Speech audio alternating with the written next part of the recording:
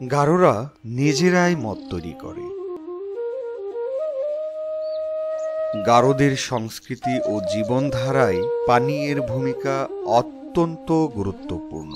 অবাক্যর হলেও সত্যি যে শিশুর জন্মে, অতিথি আপ্যায়নে, মৃতদেহ স্নানে, উৎসবে, পূজাবলিতে রোগ প্রতিরোধ ও প্রতিকারক হিসাবে মদকে তারা ঐতিহ্যের ধারক হিসেবে ধরে রেখেছে আজও। দুই ধরনের মদ গারোরা সবচেয়ে বেশি পান করে থাকে, পচুই মদ ও চোলাই মদ। উৎকৃষ্টতার বিচারে পচুই মদ সেরা। মদের প্রস্তুত প্রণালী বেশ জটিল। এই পাত্রটির নাম খামি বা চুমান্থি।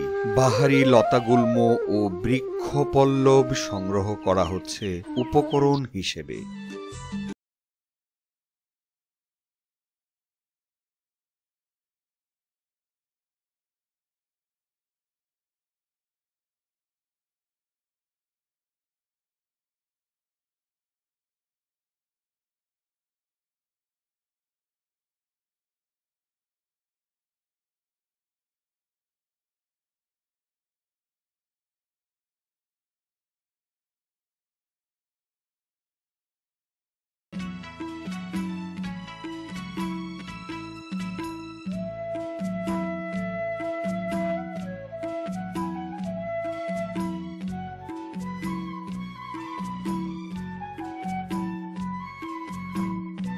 নিদারুণ শৈল্পিকতা হাতের মুঠোয়, ঠোঁটের বিড়ি তাদের শক্তির যোগান।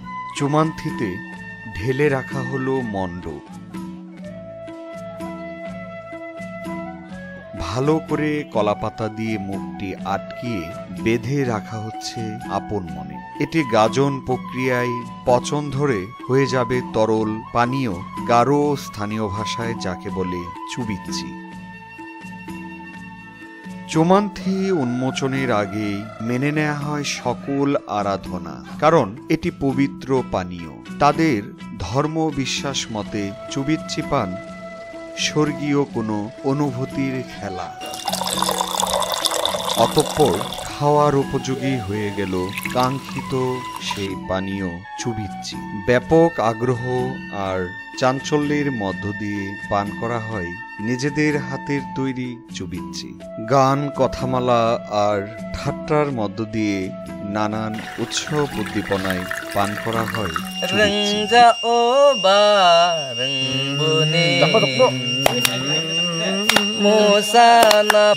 Kaina do puni mandalune aya